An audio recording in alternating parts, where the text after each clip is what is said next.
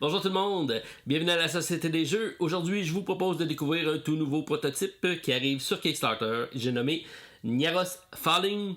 Alors, sans plus tarder, on regarde ça ensemble. C'est parti!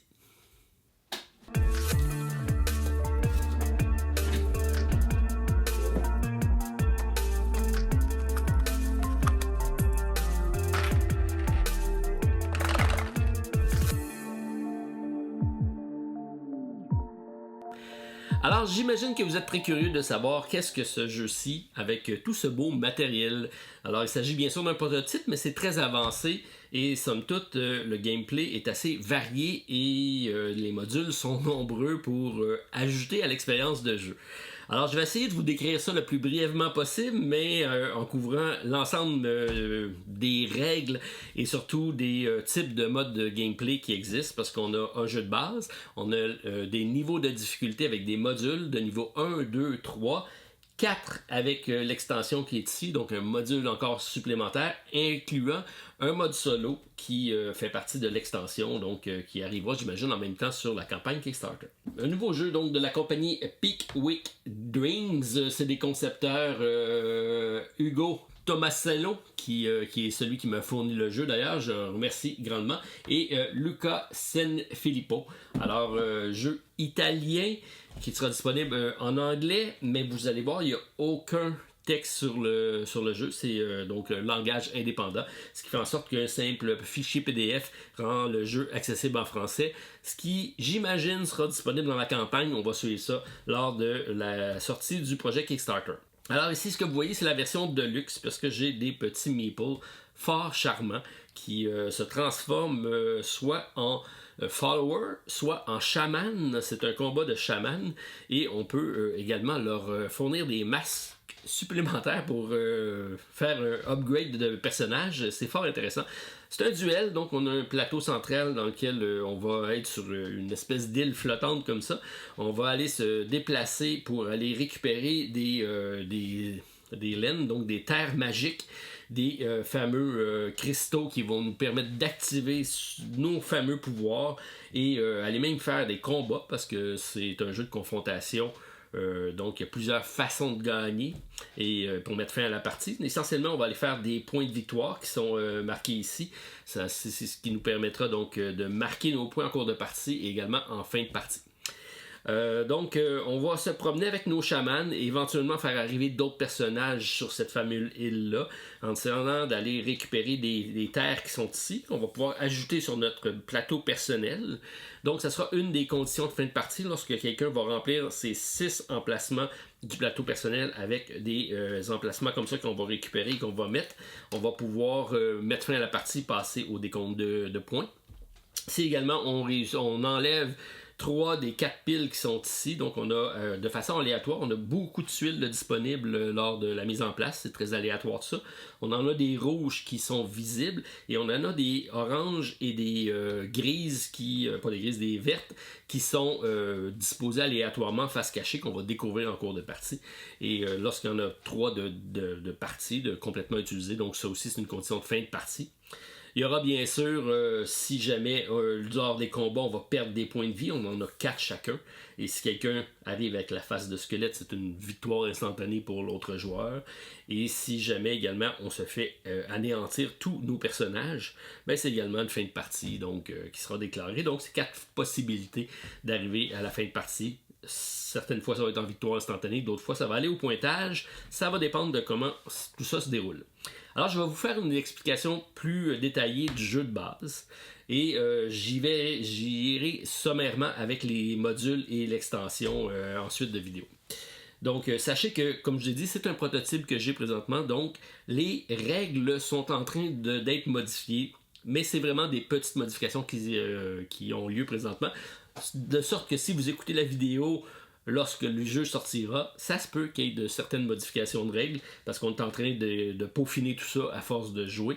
Alors Hugo correspond souvent avec moi pour m'indiquer des fameuses mises à jour. Alors lorsqu'on commence la partie, donc on va former des piles comme ça de 3 tuiles pour le mode de novice.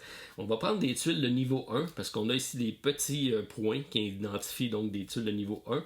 Éventuellement, il y aura des niveaux 2, 3 et 4.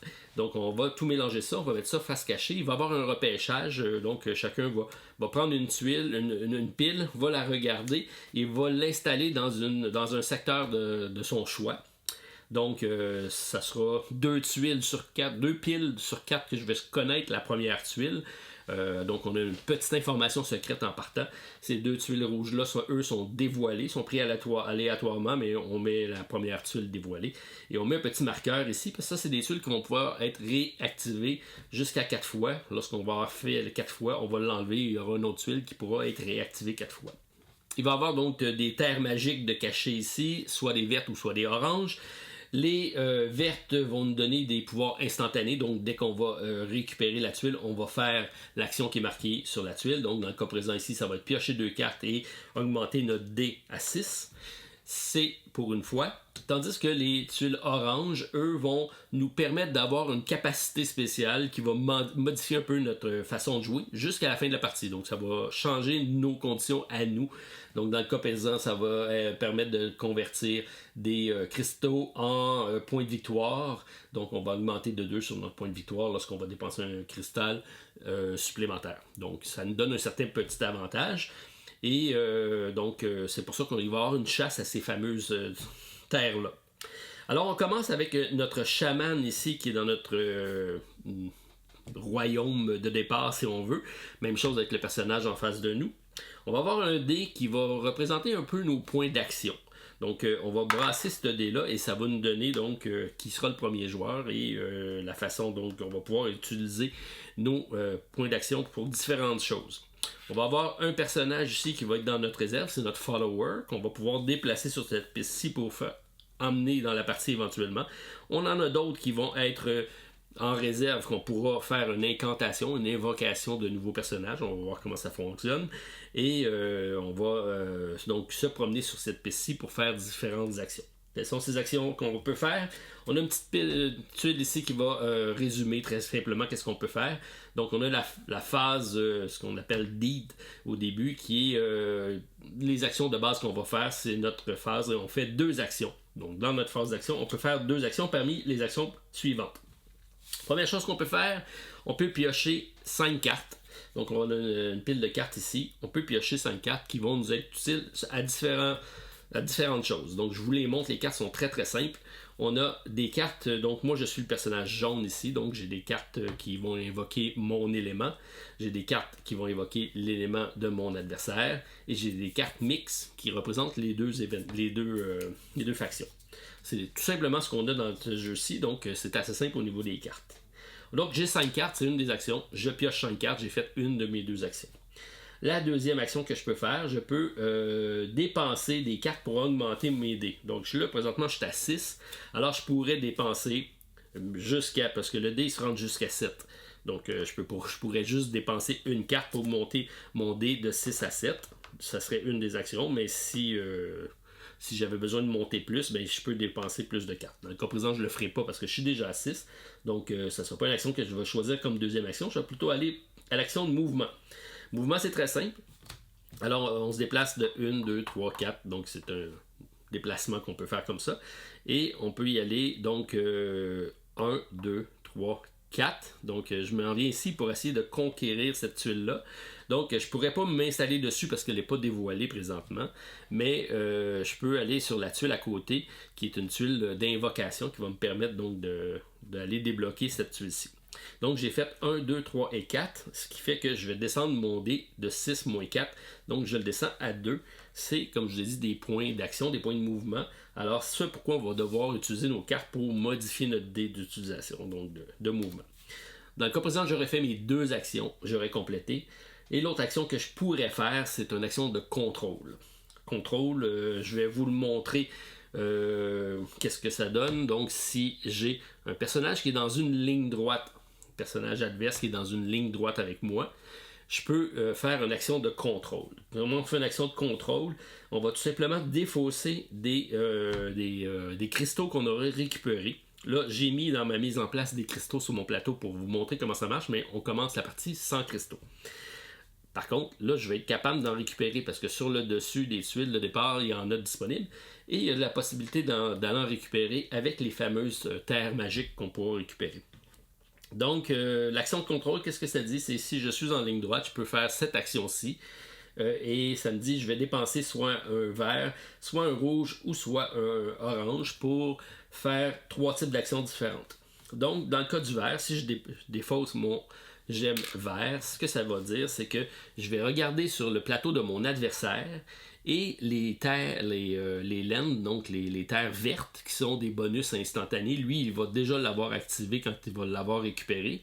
Et s'il y en a un de présent, je peux déposer un cube noir de la réserve ici sur cette tuile-là pour activer, moi, une action de mon adversaire. Donc, ça me permet d'utiliser ces cartes, ce qui est quand même assez fort, mais ça me coûte un gemme vert. À ce moment-là, je fais son bonus et je mets un cube pour me rappeler que je ne peux pas le refaire 2 fois. On a seulement une activation par tuile. Donc, c'est si je vais avec un contrôle vert. Si je vais avec un contrôle rouge, je vais tout simplement additionner les 2 dés. Donc, mon dé et son dé, il est à 7, je suis à 2. Donc, je vais pouvoir monter à 9. Vous direz, le chiffre ne se rend pas jusqu'à 9. Mais ce que ça me permet, c'est que ça me permet d'utiliser immédiatement les points d'action. Donc, si j'avais commencé par cette action-ci, je pourrais utiliser mon vert ici pour monter donc à 7, 8, 9. Et là, j'aurais 9 actions de mouvement pour le prochain, durant ma deuxième action de mon tour. Donc, ça me fait un tour beaucoup plus puissant. Et finalement, j'ai l'autre action en défaussant le orange qui permet d'aller de brasser ici le dé orange qui est présent ici. Donc, je brasse tout simplement ici. Et ici, c'est un souk à la corde, si on veut, de points de victoire. Et là, je recule le personnage de 4. 1, 2, 3 et 4. On voit ici qu'il est à moins 4. Donc, on va le pousser vers la défaite. C'est le but de cet exercice-ci. Mais là, ça déclenche pas instantanément un combat. Ce que ça fait avec ce point de contrôle-là, ça vient de le mettre en position défavorable pour un futur combat. Donc, c'est une des actions qu'on peut faire avec les points de contrôle. Donc, c'était les 4 actions qu'on peut faire. Donc, piocher 5 cartes, jouer des cartes pour augmenter le dé, faire une action de mouvement ou faire un point de contrôle. Ça vous explique ce qu'on fait dans notre phase d'action, ce qui est très simple. Ensuite suit la phase de Fate. Donc, c'est une phase qui sont des activations, si on veut, de pouvoir. Alors, on peut activer les Mystical Source ou les Lands. Là, présentement, je suis sur une source mystique. Alors, je récupère le fameux gemme que je mets sur mon plateau personnel et j'active la tuile. Donc, je la tourne pour montrer ici que j'ai activé le portail qui va donner accès à la fameuse laine magique. Mais c'est pas nécessairement celle-ci que je vais activer. Je vais regarder le nombre de points d'action qui me reste sur mon dé. Dans le pas présent, c'est 2. Et je vais dépenser ces 2 points-là pour activer. Donc, on voit ici qu'ils ont des espèces de dots. Donc, 1, 2, 3 ou 4. Donc, ça, c'est 1. Ça, c'est 2. Ici, c'est 4. Ici, c'est 2. Donc, pour 2 points d'action, je peux activer autant de tuiles que je suis capable de le faire avec mon dé. Donc, ici, c'est 1.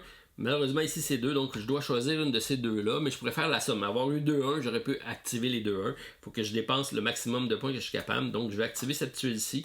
Et là, on voit que ça me donne la possibilité de venir sur cette case-ci avec un chiffre de 7. Donc, je dois rentrer sur la tuile avec 7 ou être présent avec un 7 sur mon dé pour activer ce bonus-là et le récupérer. Et à ce moment-là, je vais le prendre et le mettre dans mon plateau. C'est important de le mettre dans notre plateau parce que c'est également des points de victoire. On voit ici, c'est le premier que je mets, il fait 5 points. Le deuxième, il tombe à 10, 15, 22, 30 et 40.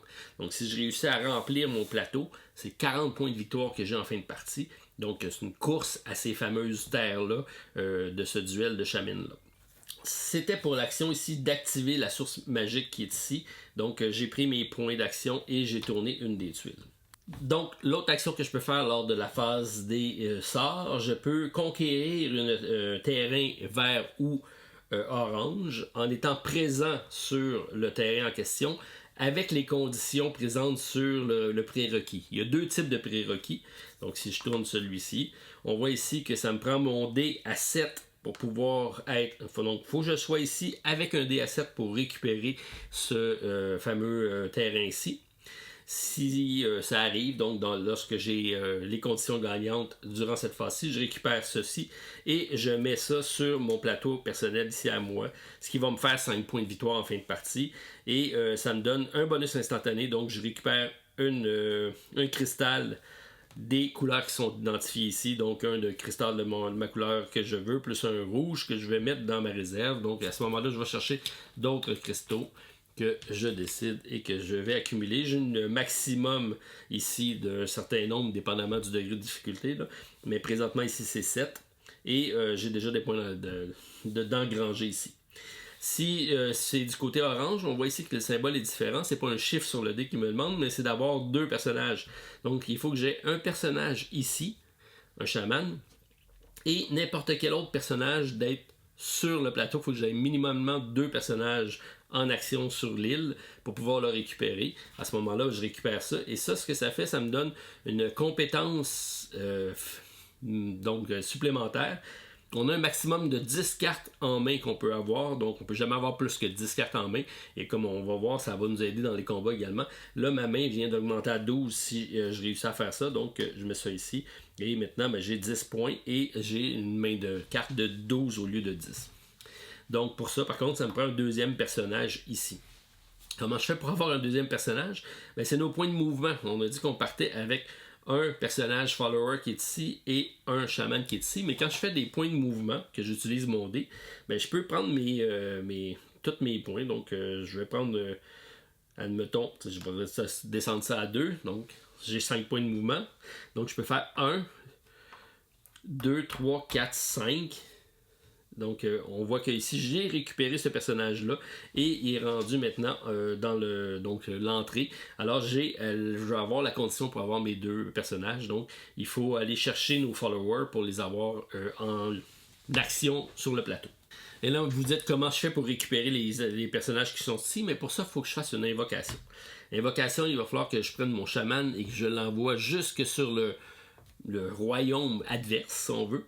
Faut pas qu'il y ait personne, parce que s'il y a quelqu'un, ça va déclencher un combat. Ça sera l'autre action qu'on va vous montrer. Mais s'il y a personne, je peux faire une invocation. Et pour ce faire, je vais dépenser un gemme de n'importe quelle couleur pour soit prendre un follower et le transformer en chaman. Donc, je vais lui additionner un masque comme ça. Et je vais avoir maintenant 2 chamans. Ou prendre un follower qui est ici et l'amener dans la réserve. Et là, à ce moment-là, j'ai un nouveau follower que je vais pouvoir rentrer en action. Donc, ça va me donner plus de possibilités. Et ça me donne des conditions aussi pour aller chercher des terres qui sont importantes. Donc, c'est pour l'action invoquée. Et si jamais 2 personnages se trouvent sur la même tuile, soit ici ou soit n'importe où sur le plateau. Donc si mon adversaire est là et j'avance 1, 2, 3 sur lui, je suis l'agresseur, je vais être celui donc qui va être l'attaquant et lui sera le défendeur et on va pouvoir déclencher à ce moment-là, à la fin de mes actions, un battle, donc une bataille. Alors passons au plateau de bataille qui est ici, donc c'est notre fameux plateau.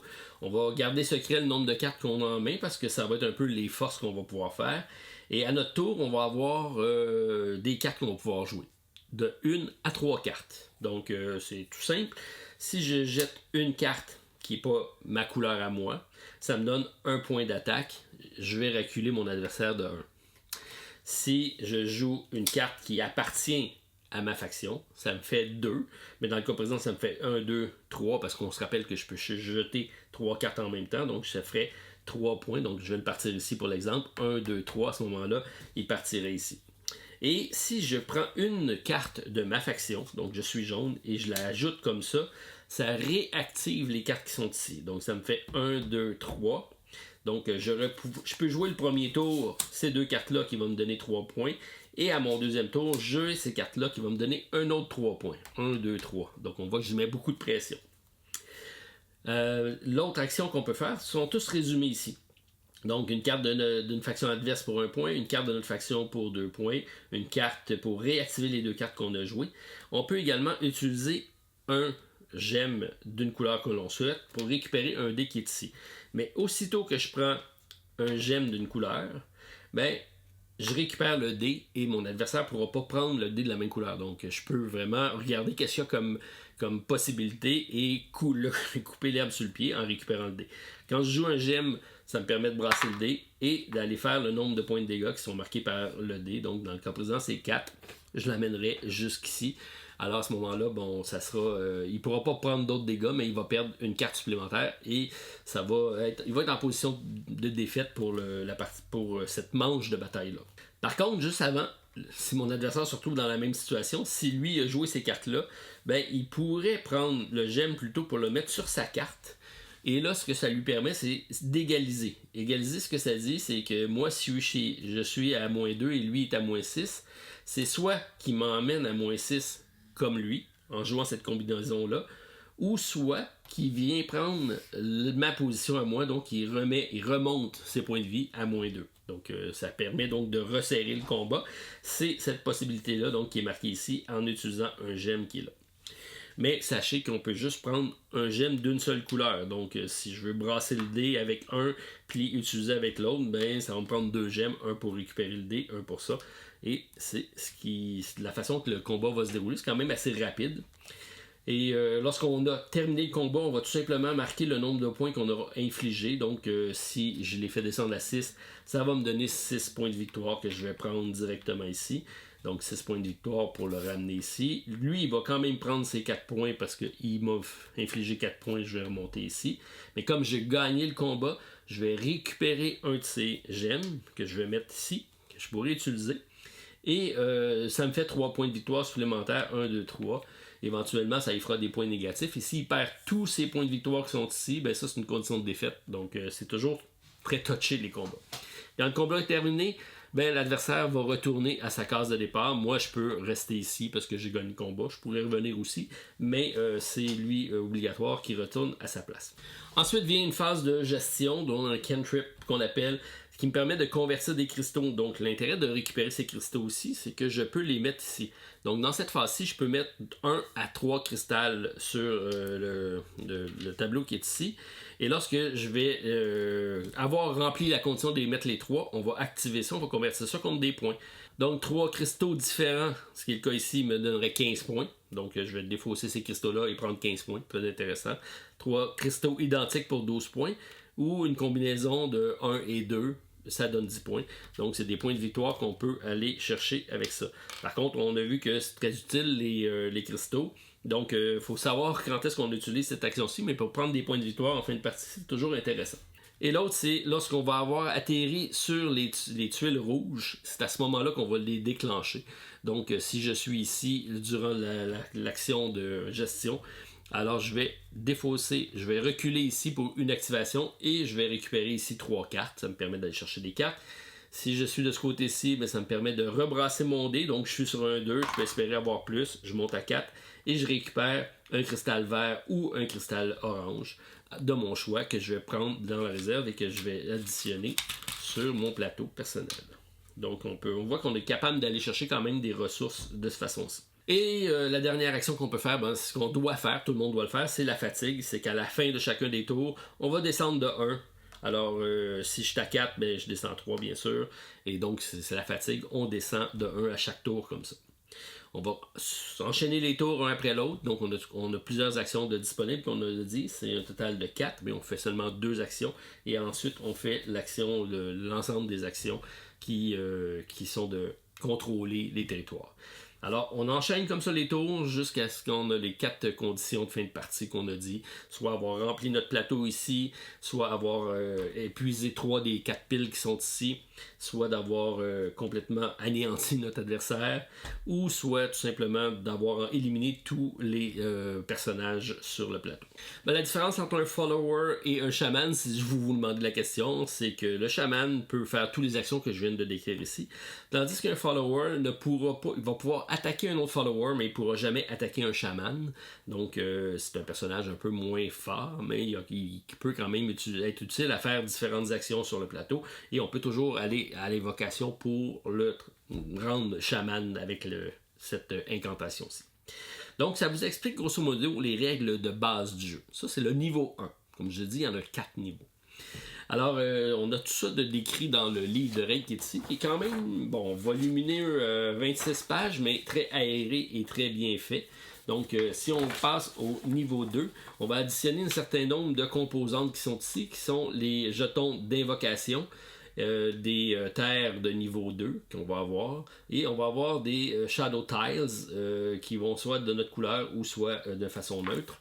Alors, ça, c'est des éléments qu'on va récupérer ici. Donc, des tuiles qui vont être à mon adversaire bleu, parce que c'est ses tuiles à lui, mes jaunes à moi, que je vais pouvoir utiliser, et des noirs neutres qui seront ici, ainsi que des fameux tokens ici, qui vont servir à remplacer les gemmes qui sont ici. Donc, on va plutôt que mettre des gemmes, on va tout simplement mettre des tokens comme ça.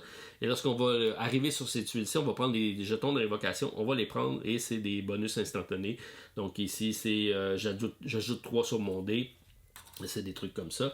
Donc, ces jetons-ci qui vont additionner sur le jeu. On va avoir également des tuiles, comme on a dit, de niveau 2, donc qui ont un peu plus de challenge, si on veut, mais plus de force aussi. Donc, c'est ceux qui ont 2 dots qu'on va pouvoir mettre ici dans nos fameuses piles. Et ce qui ajoute beaucoup, c'est ces fameuses tuiles-ci. Donc, lorsqu'on joue des cartes, les cartes sont jouées soit normalement dans le jeu de base pour augmenter notre dé, ou lors des combats. C'est une autre activation qu'on peut faire avec les cartes. Donc, en jetant des cartes, on va pouvoir installer ici des tuiles sur le plateau. Donc, pour une carte de ma couleur, je peux mettre une tuile de ma couleur, ce qui me fera en sorte d'avoir un emplacement qui va être sécuritaire. Lorsque je suis sur cette tuile-là, je ne pourrai pas être attaqué parce que mon adversaire ne peut pas rentrer sur cette tuile-là. Ça va me permettre d'avoir également un mouvement gratuit parce que lorsque je passe par ici, pour moi, ça ne coûte rien. Donc, je vais faire, plutôt que de faire un mouvement pour la tuile, je ne la compte pas. Donc, je vais faire 1, 2. Donc, j'ai un mouvement gratuit. Ça accélère mes mouvements. Et ça va permettre ça va empêcher mon adversaire de passer. Donc, ça va rallonger son chemin à son tour pour pouvoir passer. Mon adversaire pourra par contre dépenser 2 cartes Shadow comme ça pour recouvrir la tuile et la venir ici en noir. La noire, elle devient neutre encore une fois, sauf que c'est une carte, c'est un emplacement qui est plus noir, plus sombre, et ça va nous prendre chacun 2 points de mouvement pour passer par-dessus. Alors vous dites, c'est quoi l'intérêt d'aller faire ça? C'est qu'un coup que la carte est noire, ça va permettre à mon adversaire, si on veut, d'aller mettre une tuile qui va devenir bleu et noir. Donc à ce moment-là, l'adversaire va reprendre possession de cette tuile-là. Donc pour lui, ça sera possibilité donc d'être protégé par ça. Et pour moi, si je veux passer par ici, ben je vais devoir dépenser 2 points de mouvement. Donc on va avoir un jeu de tuiles ici qui va qui va forger le plateau et qui va faire en sorte que ça va être un petit puzzle game supplémentaire dans la gestion et c'est une utilisation supplémentaire également des cartes. Donc c'est pour le module de niveau 2. Pour le module numéro 3, donc niveau 3, on va ajouter de nouvelles composantes encore. Donc, c'est les temples qui vont faire leur apparition, qui vont permettre d'avoir, lorsqu'on va contrôler le secteur avec les temples, on va prendre des points d'expérience à chaque tour. Donc, lorsqu'on va avoir un emplacement avec 3 noirs comme ça sur le plateau, donc on a un incitatif en plus de faire des développements de noirs. Lorsqu'on en a 3, on met dans le centre un fameux temple. Et lorsque je finis mon tour sur un emplacement avec les temples, je vais faire à la fin de mon tour le nombre de points du nombre de tuiles noires qu'il y a. Donc, dans le cas présent, ben, c'est 3 points de victoire. Donc, à ce moment-là, 1, 2, 3. Et là, j'ai monté à 13. J'ai la possibilité donc de faire des points de victoire à chaque fin de tour pour les contrôles.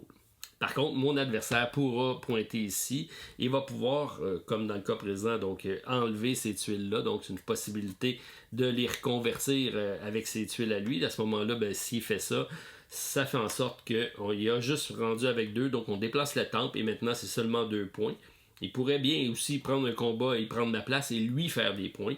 Et éventuellement, si on transforme l'autre, il va en rester seulement 1. Et à ce moment-là, ça sera toujours 1 point, mais le temple va toujours rester sur le dernier. On ne pourra pas convertir le dernier emplacement en Shadow, il va rester en place. Donc on a 3 temples comme ça qui vont nous permettre de faire des points durant la partie. Et on a également un module. On voit ici que tout ça, ça change. En plus, nos plateaux sont réversibles, donc niveau 1, niveau 2. Et là, on voit que j'ai moins d'emplacements, donc c'est seulement 4 emplacements pour des gemmes, mais j'ai des emplacements pour des points d'expérience. Donc, on va avoir des jetons d'expérience qui vont apparaître ici. qui vont pouvoir donc nous permettre d'aller chercher ça. Tout ça va être sur la piste. On a ici des pistes avec des points d'expérience qu'on va aller chercher. Donc lorsqu'on va récupérer, on va arriver sur ces triggers-là, on va récupérer des points d'expérience. Et également, on a notre fameux plateau qui est ici, qui est réversible. Et au niveau 3, lui aussi va changer de côté. Donc on voit ici qu'on était à 7. À partir de 7, on tombait ici en blessure. Ici, on va tomber jusqu'à 9. Donc le combat vient un peu plus long, un peu plus complexe. Et on voit ici que donc c'est présent. Donc lorsqu'on arrive ici, c'est des tokens qu'on va récupérer qui vont nous donner donc des caractéristiques supplémentaires. Donc ça nous permet avec un chaman ici de transformer un gemme rouge en 5 points de victoire. Donc c'est des capacités spéciales qu'on va débloquer en allant faire des points de victoire avec des points d'expérience. Ou on peut le garder du côté ici pour ajouter une place, donc 1, 2, 3 et 4, donc ça me fait un emplacement de plus pour mettre des gemmes. Donc c'est le module expérience qui s'additionne, donc on a ça ici qui se coulisse par-dessus ça avec différents jetons qui ont différents pouvoirs d'expérience. Donc c'est le niveau 4, 3 si on veut, qui est dans la boîte de base. Dans la boîte d'extension qui est ici, on a un autre module qui arrive, qui est le niveau 4. À ce moment-là, on va avoir des tuiles de niveau 4. Donc, j'ai des cartes ici de niveau 4 qui sont vraiment plus complexes et plus performantes, qui vont apparaître. On va avoir également, donc, bien sûr, un livre de règles. Donc, on va avoir, comme je vous ai dit, un mode solo et un mode duel de niveau 4. Donc, on a ici le niveau 4, Masked Mischief, qui nous ajoute 3 tuiles de niveau 4 que je viens de vous montrer. Les Dark Might Tokens et les Dark Might Tiles, c'est ça ici. Donc, je ne passerai pas tout en revue, mais sachez que c'est d'autres tuiles qui vont permettre de faire apparaître des tokens qui vont venir bloquer nos fameux emplacements sur des tuiles. Donc, un petit peu plus de take that avec celui-ci. Donc, c'est un autre ajout. Et on peut même les déplacer lors de la partie. Donc, ça, c'est pour le mode en niveau 4. Il y a un niveau 5 qui apparaît ici avec les composantes du solo. Donc, on reprend les composantes du solo. On va ajouter des endroits de chaos, des monstres, des followers neutres et noirs. On a un setup supplémentaire pour le niveau 5. Donc, on peut se rendre jusqu'à 5 niveaux de difficulté. C'est ces fameuses tuiles-là qui s'additionnent. Et là, commence à faire beaucoup sur le plateau en même temps. Je vais faire un petit peu de ménage. Donc, les fameuses tuiles qui sont ici vont apparaître selon, c'est des scénarios. Donc, dans le mode solo, on a ça ici. Donc, on a les explications et on va avoir différents modes solo. J'ai 7 scénarios d'inscrits ici. Donc, c'est assez intéressant. On a une configuration de base. Donc, dans le cas présent, je partirai avec mon personnage ici. Mais mon follower, même pas, mon personnage commence ici et mon follower va commencer en prison chez mon adversaire. On va avoir une série de tuiles qui vont être sur le plateau comme ça, qui vont nous bloquer le chemin. Et on va avoir des personnages noirs qui sont ici, qui vont être nos ennemis, qui vont nous combattre. Eux, ils vont se déplacer avec des dés. Donc, on va avoir des dés de combat qui vont s'ajouter. Donc, un dé lorsqu'on va combattre notre adversaire, mais également des dés de déplacement qu'on va brasser et on va faire avancer et activer sur le plateau les différentes tuiles. Ces tuiles-ci sont réversibles. Lorsqu'on arrive à côté, on va devoir les activer pour recréer un passage. Là, on va voir qu'on a des tuiles noires qui vont nous coûter 2 points de mouvement. On va avoir également des tuiles et il va y avoir des choses qui vont apparaître sur les tuiles, soit des gemmes ou soit même des... Il va y avoir des tuiles qui vont rester hasard. J'ai des places que c'est notre ennemi qui va apparaître là. J'ai des possibilités d'aller prendre de nouveaux tokens qui vont apparaître également. Donc, c'est des tuiles qu'on va flipper comme ça et on va essayer de se faire un chemin pour faire le scénario. Dans le cas présent, ça va être d'aller amener celui-ci ici, d'aller les récupérer avec notre chaman et de le ramener à notre destination en un certain nombre de tours. Donc, c'est différents scénarios comme ça qui sont composés pour le mode solo, qui sont quand même assez... puzzle game et ça utilise différents scénarios et différentes composantes dont on a un plateau personnel à nous, donc si on joue bleu ou si on joue jaune, on va avoir un certain nombre d'emplacements pour mettre nos gemmes, mais on voit ici qu'on n'a pas de points de victoire. Ça se joue vraiment à défaite ou réussite. Donc, c'est lui qui va essayer de nous nuire, qui va essayer de nous anéantir parce que les combats vont se générer. Et on va essayer, comme il va essayer de nous faire perdre nos points de vie. Donc, si on arrive à 0, on va perdre. Mais également, si on ne fait pas le scénario dans le bon temps, on va perdre également. Bref, ça reste très similaire à la partie de base. C'est bien similé. Les combats fonctionnent de la même façon. Il a son propre dé. Il va piocher des cartes et les activer aussi. C'est pas très difficile de de jouer le mode solo, dans le sens que c'est pas une gestion supplémentaire qui va être lourde à prendre en main, et comme c'est relativement semblable à la partie de base, ça reste assez compréhensible. Alors, pour un jeu qui semblait petit, simple et familial avec cette illustration aussi, que je trouve très belle d'ailleurs, je pense que c'est bien réussi au niveau visuel. C'est un combat de chaman, on a vraiment l'aspect duel de confrontation, et les fameux modules font en sorte qu'il y a un degré de difficulté de plus en plus croissant. Il y a beaucoup aussi, les gameplays changent, c'est pas juste de rendre ça un peu plus difficile. Il y a différents modules qui font en sorte que le gameplay va changer, avec l'apparition entre autres des temples et des trucs comme ça. Et le solo, c'est bien pensé d'avoir rajouté ça dans une boîte à part qui va ajouter des composantes avec ces fameuses tuiles-ci, qui vient un jeu très puzzle game dans ce cas-là. Donc un peu moins confrontation duel, mais plus puzzle game de déplacement, avec la pression du temps et du scénario. Donc, belle réalisation. Bravo Hugo. Et bonne chance pour la campagne. Donc, en description, vous aurez le lien pour consulter la campagne. Je vous souhaite bonne chance et laissez-moi savoir si c'est un jeu pour vous. Dans les commentaires, je vous réponds. Peut-être que Hugo sera également présent pour répondre. Puis, on se dit à la prochaine pour une autre vidéo à la Société des Jeux. Bye tout le monde. À la prochaine.